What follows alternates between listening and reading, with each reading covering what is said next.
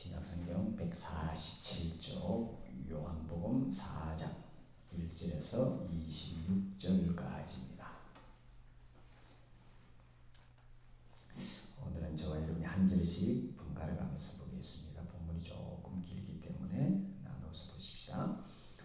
요한복음 4장 1절입니다. 예수께서 제자를 삼고 세례를 베푸시는 것이 요한보다 많다 하는 말을 바리새인들이 들은 줄을 주께서 아신지라.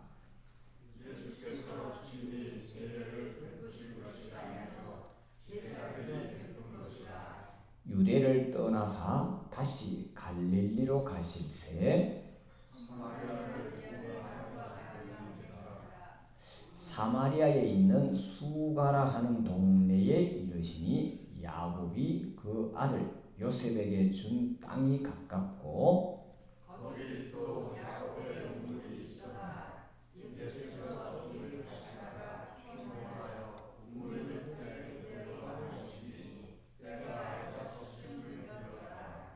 사마리아 여자 한 사람이 물을 기르러 왔으매 예수께서 물을 좀 달라 하시니 이는 제자들이 먹을 것이 없어서 그 동네에 들어갔음이라.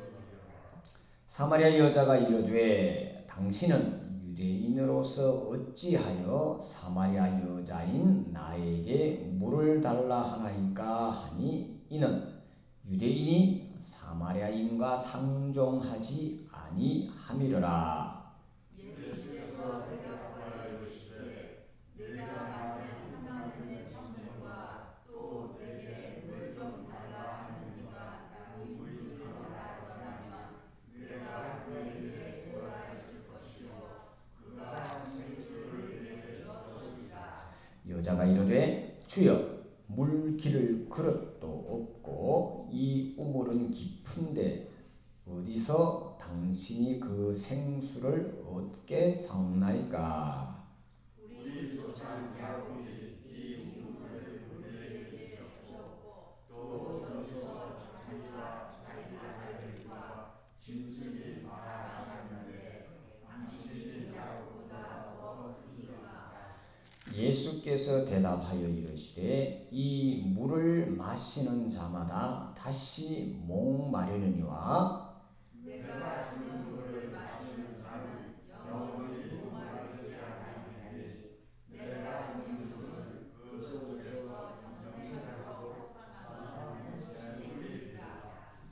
여자가 이르되 주여 그런 물을 내게 주사 목마르지도 않고 또 여기 물 기르러 오지도 않게 하옵소서.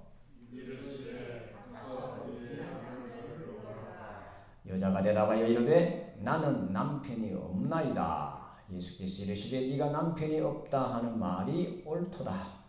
너에게 남편 다섯이 있었고 지금은 여자도 내 남편이 아니니 네 말이 참되도다. 여자가 이르되 주여 내가 보니 선지자로소이다.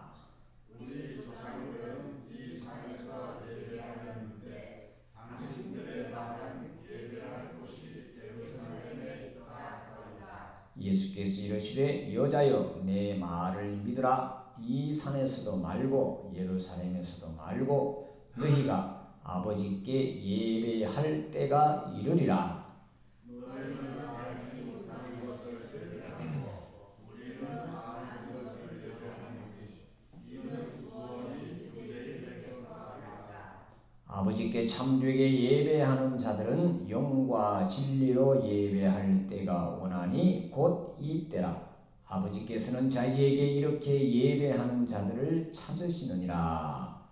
하나님은 너희시니 예배하는 자가 영과 진리로 예배할지니라. 여자가 이르되 메시야 곧 그리스도라 하는 이가 오실 줄을 내가 아노니 그가 오시면 모든 것을 우리에게 알려주시리이다. 예수께서 이르시되 내게 말하는 내가 그라 하시니라. 아멘.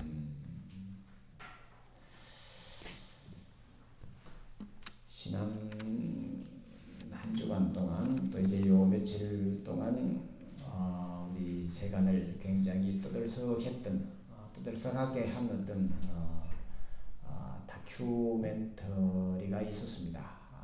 지금도 계속 물론 우리가 스트리밍을 받을 수가 있고요. 나는 신이다라는 그런 이제 제목으로 이제 나왔고, 또 부제로 신이 부린 사람,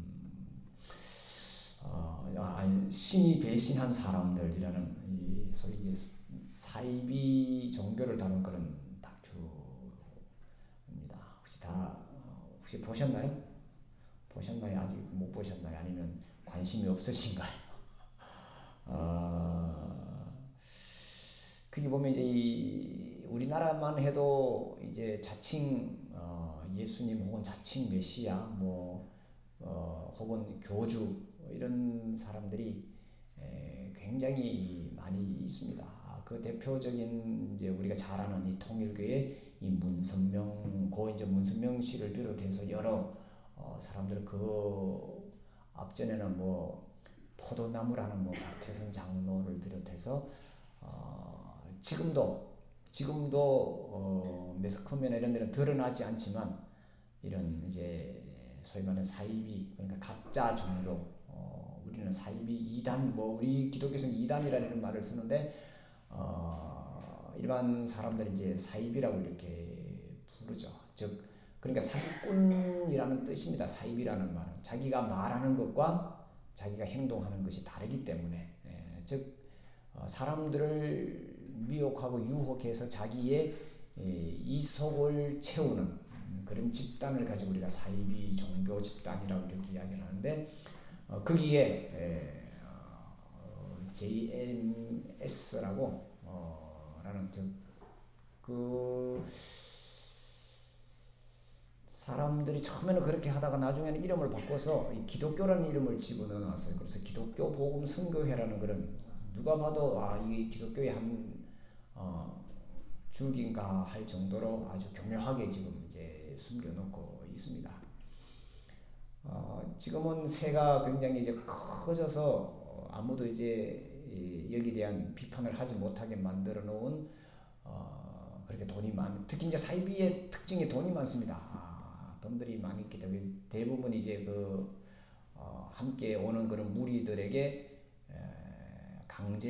강제라기보다는 약간 이제 이 무임금 노동 착취를 하기 때문입니다. 통일교가 저렇게 커진 것도 그렇고 모든 이제 무료 봉사를 이제 많이 합니다.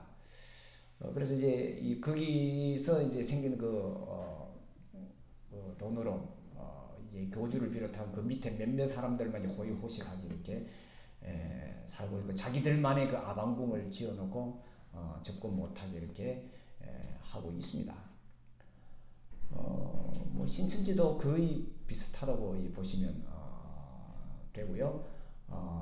지금 여기저기 있는 여러 우리 기독교뿐만 아니라 다른 이제 불교나 이런 데서도 이 사이비들은 굉장히 많이 있습니다. 우리 기독교만 사이비가 있는 것이 아니라 모든 종교는 사이비가 있는데, 그 사이비를 하는 그 이유는 그 교주가 소위 말해 잘 먹고 잘 살기 위한 방편으로 만들어 놓은 것일 뿐이다. 라는 것이 일반 이제 통상적인 이야기입니다. 그러면 왜 사람들은 그 사이비에 속아 넘어가느냐, 혹은 왜 사이비에 들어가 있느냐? 지금도 보면 수많은 사람들이 거기에 들어가서 나오질 못하고 있고, 또 아무리 가족이나 아무리 누가 설득을 해도 듣지 않습니다. 그리고 특히 젊은 친구들이 굉장히 많이 있습니다. 20대들이 굉장히 많고, 그들이 이제 커서 30대 되고 40대 되고, 이 JMS만 해도 80년대에 지금 그렇게 새를 불리기 시작해서 90년대 뜨면은 굉장히 세력이 커졌죠. 다큐멘터리를 보면 여러분들이 이제 하면서 아마 설교 시간에 목사님들이 계속해서 거듭 거기에 대한 것들을 아마 여러분들이 이야기하는 것을 중간중간에 아마 들어보셨을 겁니다. 예수님께서는 이 땅에 살아계실 때 자신을 향하여서 한 번도 내가 메시아다, 그리스도라고 하신 적이 한 번도 없었습니다. 살아계실 때. 심지어 예수님은 나를 향해서 선생이라고도 부르지 말라라고 하셨습니다. 그만큼 사람에 대해서 우상 숭배하는 것을 본인 스스로는 자신으로 내가 그리스도의 일을 하고 있다고 하셨음에도 불구하고 사람들이 자기를 부를 때 그것을 자꾸 금지시켰습니다. 그리고 늘 하신 말씀이 나는 사람의 아들일 뿐이다. 사람의 아들이다. 인자다. 너희들과 똑같은 자지만 하나님의 명령을 받고 하나님의 특별한 계시를 받아서 내가 하나님의 뜻을 전할 뿐이다. 여기서 끝났습니다. 그리고 특별히 우리가 이제 이 사순절 기간에 이제 고난 주간에도 우리가 말씀을 나누겠습니다만은 예수님께서는 마지막 십자가를 앞에 두고 제자들을 불러놓고 하신 일이 제자들의 발을 씻어주는 일이었습니다. 그것이 메시아입니다. 그것이 그리스도입니다. 그렇기 때문에 예수를 우리가 메시아라고 부르는 겁니다. 큰 능력을 행했기 때문에, 뭐 기적을 베풀었기 때문에, 오병이익을 했기 때문에 아닙니다. 왜 예수가 메시아고 왜 예수가 그리스도입니까? 단 한 가지입니다. 뭡니까? 십자가를 지셨기 때문입니다. 사이비와 이단을 구분하는 가장 확실한 방법은 그가 십자가를 지느냐 안 지느냐를 보면 됩니다. 아주 간단한데 사람들은 거기에 가려 있습니다. 누구의 잘못인지는 모르겠습니다. 뭐 사회학자들은 이 사회가 뭐 어쩌고 많은 이야기를 합니다. 그런데 가장 중요한 것은 하나님을 만나지 못했기 때문에 그렇습니다. 그리고 스스로 다 하나님을 만나려고 애를 쓰고 노력하지만 그 모든 것들이 다른 사람들이 이야기한 조금 더 한 걸음 더 들어가면 자기의 욕심을 채우기 위해서 하나님을 만나기 때문입니다. 만나러 나가기 때문입니다. 영혼의 구원의 문제도 마찬가지입니다. 14만 4천 명만 구원받는다니까 내가 꼭 거기에 들어가겠다고 길을 서고 들어가 있잖아요. 다른 사람들은 다 구원받지 못해도 상관없다. 나는 그 안에 들어가야 되겠다는 그런 어떤 교만 혹은 욕심이 그들로 하여금 활개치게 만들어 놓고 있다라는 겁니다. 자, 사순절에 우리가 예수님의 행적을 더듬어 보면서 왜 예수님께서 십자가를 지셨는가를 우리가 찾고 있습니다. 그리고 예수님이 누구신가를 우리가 계속 더듬어 가고 있습니다. 오늘 요한복음 4장은 우리가 잘 아는 대로 수가성, 사마리아 성에 있는 수가라는 그 동네의 우물가에서 사마리아 여인과 예수님과의 그 대화 속에서 하나님께 나아가는 길, 하나님이 누구신가, 그리고 예배란 무엇인가, 그리고 우리가 가지고 있는 욕망을 이길 수 있는 방법이 무엇인가를 우리에게 가르쳐주는 말씀입니다. 예수님께서 이 사마리아 여인과 뭐 역사적으로 대화를 했느냐 안 했느냐 뭐 어떠냐 그런 것들을 뭐 따지고 그런 것들이 많은데 그것들은 다 묻어두고 이 본문을 통해서 우리에게 해 주시려고 하는 것은 뭔가 하는 것은 바로 오늘 제가 설교 주제로 제목으로 잡은 겁니다. 영과 진리로 예배해야 합니다. 이 말씀만 딱 붙들고 있으면 우리가 하나님께 나아가는 것, 또 하나님의 은혜를 받는 것, 또 우리가 이 땅을 살아갈 때 내가 가지고 있는 여러 가지 문제를 해결하는 방법이 이 속에 다 됐습니다. 이 말에 모든 것들이 다 들어 있습니다. 이 말씀을 지금 예수님이 이 말씀을 우리들에게 가르쳐 주려고 지금 사마리아 여인도 끌어들이고 수가성도 끌어들여 왔고 또 물 이야기도 들어놓았고 다 이게 들어와 있습니다. 그 남편이 5인지 6인지 그 이야기도 지금 여기 들어와 있는 겁니다. 하나님은 영이시다. 그러니 하나님께 나아가는 자는 영과 진리로 하나님을 예배하면 된다. 영은 눈에 보입니까? 안 보입니까? 보이지 않죠. 우리가 지난주에 살펴본 것처럼 어디서 와서 어디로 가는지도 모른다고 했습니다. 즉 이 하나님은 영이시라는 말은 우리가 하나님을 만나고 하나님을 알게 되는 것은 누구를 통해서 어떤 매개체를 통해서 하나님을 만나는 것이 아니라 내가 직접 하나님을 만난다는 거죠. 그저 이건 이렇게 가는 거구나. 길을 안내만 해줄 뿐이지 그가 하나님을 만나게 해줄 수는 없는 겁니다. 우리가 예수님의 말씀을 듣고 예수님을 통하여 하나님을 만나게 되는 것이지, 예수님의 방법을 통하여 하나님을 만나는 것이지, 예수님이 하나님이 여기 있다고 가르쳐 주신 것이 않았습니다. 나를 따라오면, 내가 말하는 대로 살면 예수님께서 늘 그렇게 말씀하셨죠.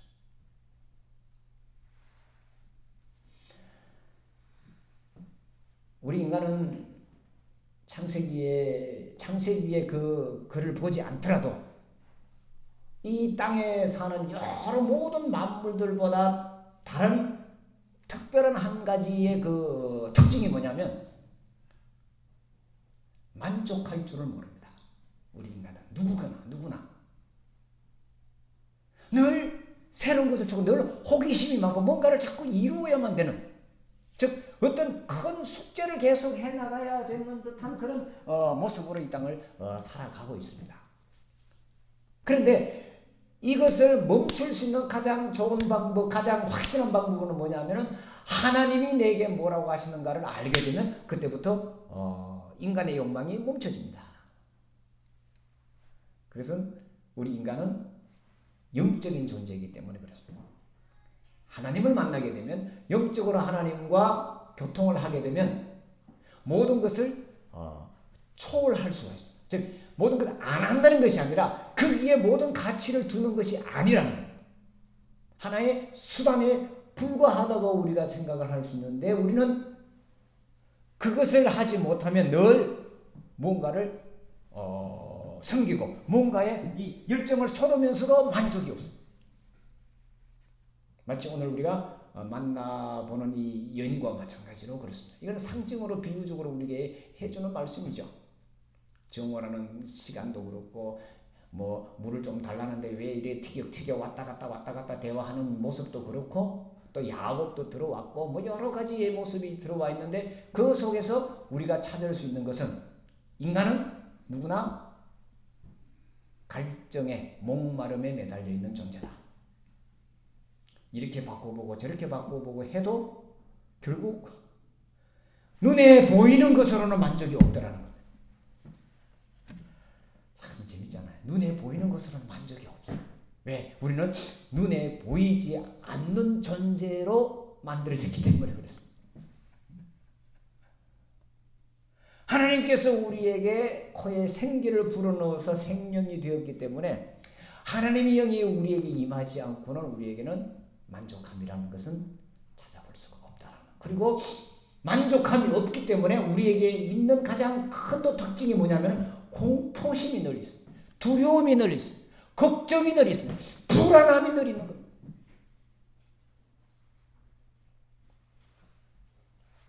자, 복음을 한번 들어가 보십시다.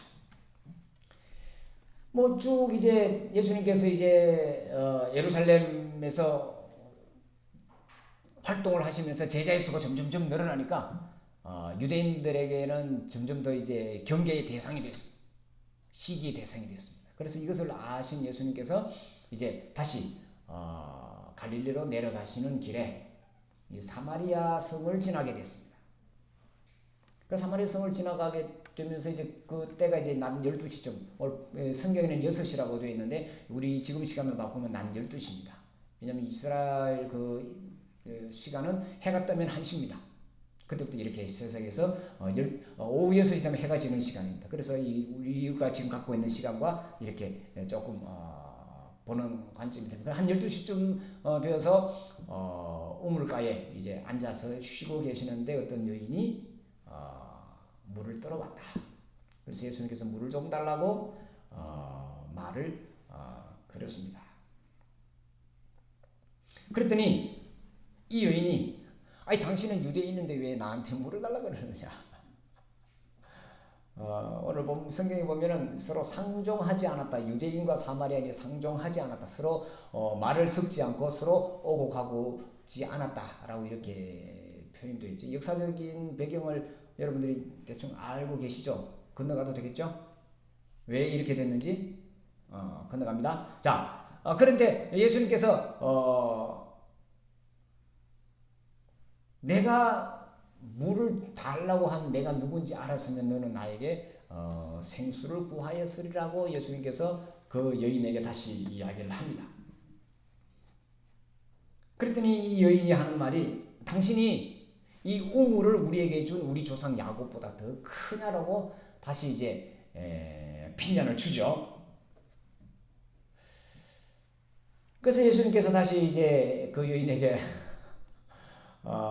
이런 말을 합니다. 이 물을 먹는 자는 다시 목이 다시 마르겠지만 내가 주는 물을 먹으면 그는 속에서 솟아나는 샘물이 되어서 영원히 목마르지 않을 것이다. 이렇게 이제 말씀을 합니다. 그 여인과 이제 계속 이제 대화가 이제 오고 가고 있습니다. 그랬더니 이 여인이 하는 말이 그럼 그 물을 내게 줘서 내가 난 12시에 이 더울 때 물 떠러 오지도 않게 해줬으면 참 좋겠습니다.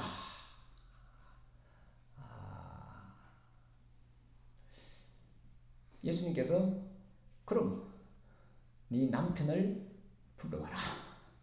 이 뜬금없이 남편이 나왔습니다. 여자가 나는 남편이 없어. 예수께서 다시 말씀하시면 맞다. 네가 남편이 5명이 있었지만 지금 있는 남자도 네 남편이 아니니 남편이 없다는 말이 맞다. 이 말에 이 여자가 깜짝 놀라면서 당신은 내가 보니 선지자 같습니다. 여기서 끝나면 좋은데 또 이어갑니다. 당신들은 예배하는 곳이 예루살렘이라고 하는데 당신을 내가 보니까 선지자 같은데 선지자 당신이 한번 대답을 해줘 보십시오. 당신들은 예배하는 곳이 예루살렘이라고 하는데 우리는 조상 때부터 이 산에서 예배를 드려왔습니다. 어디에서 예배하는 것이 맞습니까? 그랬더니 예수님께서 이 산에서도 말고 예루살렘에서도 말고 사람들이 신령과 진정으로 즉 영과 진리로 참되게 하나님께 예배할 때가 온다. 지금이 바로 그때이다. 이렇게 말씀을 나눕니다. 자, 계속해서 이제 본문을 살펴보면 이 여인이 메시아가 오면 하나님께서 보내신 그분이 오면 우리가 그렇게 되는 것을 압니다라고 했을 때 예수님께서 내가 너와 말하고 있는 내가 바로 그다. 하나님께 예배하는 자는 하나님께 나아가는 자는 영이신 하나님께 나아가는 자는 영과 진리로 예배를 해야만 된다. 그렇게 해야만 하나님께서 받으신다라고 이제 말씀을 마무리를 하고 있습니다. 자, 다시 가보십시다. 여인은 지금 육신의 목마름을 채우기 위해서 물을 떠러왔습니다.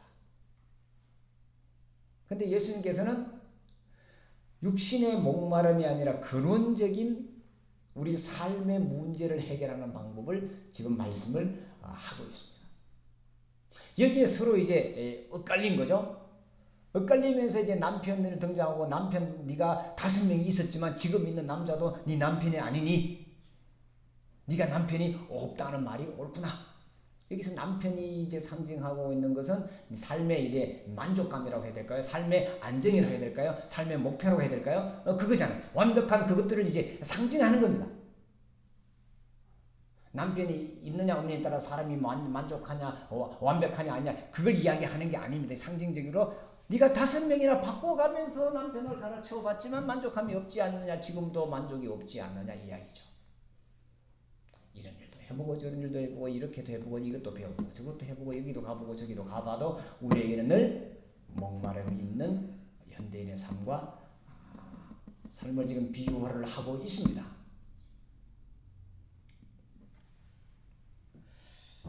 근데 남편의 문제를 이야기하다가 갑자기 예배 이야기가 나옵니다.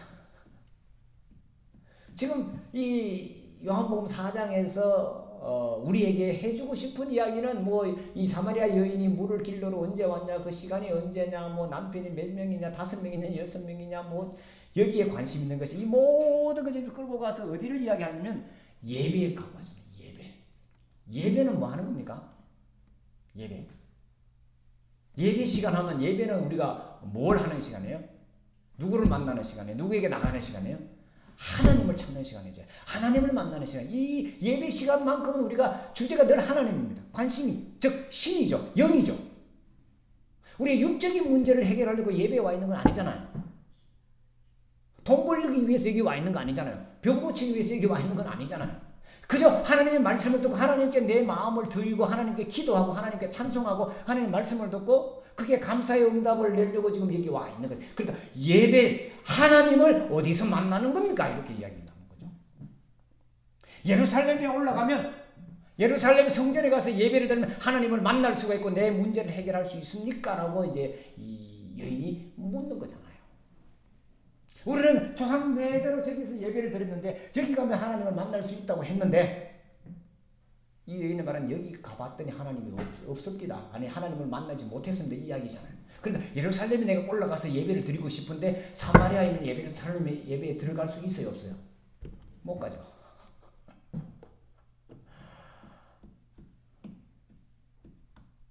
그랬더니 예수님께서 하시는 말씀이 야 하나님께 예배하는 것은 그렇게 하는 것이 아니야. 하나님은 영이셔. 그러니 우리가 예배할 때 우리가 영과 진리로 예배하면 하나님을 만날 수가 있어. 이렇게 말씀을 하셨습니다. 자, 오늘 우리가 잊어버리지 말고 꼭 기억해야 될 말은 영과 진리라는 이 단어입니다. 그리고 예배라는 단어고 하나님은 영이라는 그 단어. 이것만 기억을 하면 중간에 어떤 누가 와서 해도 우리가 소위 말하는 그 사이비에는 빠지지 않을 수 있습니다. 빠질래도 빠질 수 있습니다. 그러면 헛게 빌어보니까 이 여인이 물을 찾으러 왔고 남편의 그 문제를 가지고 고민하고 고심하는데 예수님은 거기에는 1도 관심이 없으시고 하나님을 만나는 방법을 이야기해요. 네 삶의 목적과 목표와 근원이 어디 있는지를 분명히 말씀을 해주셨는데 그것은 지금 여기가 하나님께 예배하는 곳이라는 겁니다. 자, 영으로 예배해야 된다는 그 말을 제가 주부에 좀 장황하게 써놨습니다만은 하나님의 뜻을 아는 겁니다. 하나님의 뜻을 안다는 것은 내가 하나님의 자녀임을 믿는 것입니다. 그리고 내가 지금 이 땅에 살아가는 이것은 하나님께서 나를 보내셨기 때문에 내가 지금 이 땅에 살아가는 겁니다. 즉 내 시작과 끝은 하나님과 관계가 있는 겁니다. 하나님이 내 아버지이심을 의심하지 않는 것이 영으로 하나님께 예배하는 겁니다. 그리고 내 삶이 참으로 아름답고 가치가 있다는 것을 받아들이는 것이 영으로 예배하는 겁니다. 그리고 하나님께서는 내가 사는 동안에 늘 나와 함께 하셔서 내가 기쁨과 사랑으로 그리고 우리가 흔히 쓰는 말이지만 행복하게 살아가기를 바라신다는 것. 이것을 아는 것이 영으로 예배하는 겁니다. 자, 이단 사이비들이 가장 사람들을 유혹하는 그 핵심적인 것이 죄의 문제입니다. 이렇게 해야 죄 사함을 받을 수 있어. 이렇게 해야만 된다. 자꾸 거기 죄의식을 자꾸 심어주면 그래서 여기서 벗어나기 위해서 강제 노역도 말하지 않고 거기 벗어나기 위해서 금식 기도도 하고 뭐도 하고 막 사람들 달달달달달 볶습니다. 근데 예수님께서는 영으로 예배드리라 이렇게 말씀하셨어요. 그래서 답이 끝났잖아요. 영적인 하나님을 만나서 예배하는 자가 참으로 하나님을 만날 수가 있다라고 말했습니다. 즉 하나님은 우리를 사랑하시는 분이시다. 하나님은 우리를 용서하시는 분이시다. 하나님은 우리의 모든 삶을 기뻐하시는 분이십니다. 자, 그다음 진리. 몇 번 말씀드렸습니다. 진리로 예배하는 것은 이제 우리가 기도하고 우리가 하나님께 말씀을 복할 때는 위를 바라보고는 영으로 예배를 드리고 눈을 들어 땅에 이제 발을 붙이고 땅을 사는 동안은 진리로 살아가는 거. 진리가 뭐예요? 참이잖아. 참. 옳다는 거잖아. 그러니까 옳게 살라는 거예요. 옳게. 옳게가 뭐예요? 네가 말하고 네가 믿는 바대로 살라는 거예요. 끝. 그게 뭡니까? 사랑하면서 즐거워하면서 행복하게 사는 거잖아요. 기쁘며 살아가는. 그것이 하나님께 예배하는 것이라는 거예요. 우리가 일반 살아가는 이것들을 다 터무시하고 이것은 필요 없다고 자꾸 무시하고 그것은 죄악시하는 것이 아니라 내가 지금 하는 이 모든 일도 내가 참으로 진정으로 진심으로 하면은 그것은 하나님께 예배하는 것이라는 겁니다. 그것이 예수님께서 우리들에게 말씀하시고 보여주신 겁니다. 우리는 사랑의 결과물로 이 땅에 온 자들입니다. 그리고 우리가 지금까지 살아온 것은 누군가의 사랑을 받으면서 살아왔습니다. 그리고 나 또한 많은 사랑을 베풀면서 지금까지 살아왔습니다. 그리고 앞으로도 우리가 이 사랑 안에 살아갈 것이고 우리가 마지막에는 사랑이신 하나님께 우리가 갈 것입니다. 하나님은 거룩한 곳이라 불리는 소위 성소, 성전에 계시는 것이 아니라 지금 내가 있는 이 자리 나와 함께 계십니다. 우리는 내가 살아가는 시간과 공간에서 영과 진리로 하나님을 매일매일 만납니다. 말씀을 정리하십시다. 한낮에 태양을 이고 육신의 목마름을 해결하기 위해서 우물가로 찾아왔던 그 여인이 예수님을 만나서 남편을 5이나 6이나 두고도 만족함이 없는 그런 삶을 살던 그 여인이 예수님 말씀을 듣고 기쁨으로, 그래서 우리가 성경을 보면 물동이를 버려두고 쫓아가서 마을 사람들에게 내가 메시아를 만났다라고 외쳤습니다. 자, 우리 또한 무엇으로 우리가 이 땅을 살아가는지, 어떤 모습으로 살아가는지 다시 되돌아보고 내가 바라고 내가 원하는 욕망과 내가 바라는 그 목적이 무엇인지 다시 한 번 더 찾아보고 거기에 예수 그리스도께서 우리에게 보여주시고 가르쳐주신 영과 진리로 하나님을 만날 때 나의 그 모든 것들은 다 해결이 되고 그 속에서 내가 있는 그 모든 그 생활이 삶이 참된 행복으로 참된 기쁨으로 참된 하나님의 축복이라는 사실을 기억했으면 참 좋겠습니다. 기도하겠습니다. 하나님, 사마리아 여인이 예수 그리스도를 통하여 하나님을 만나고 하나님께 예배하는 법을 알았던 것과 같이 오늘 사순절 기간을 우리가 보내면서 하나님을 바로 알게 하시고 만나게 하시고 깨닫게 하시고 배우게 하셨으니 예수께서 말씀하신 대로 하나님은 영이시니 하나님께 나아가는 자는 영과 진리로 예배할지라는 이 말씀 안에서 승리하는, 기쁨을 누리는, 만족하는, 감격하는, 찬송하는 우리가 될 수 있도록 축복하여 주시옵소서. 예수님의 이름으로 기도하옵나이다. 아멘.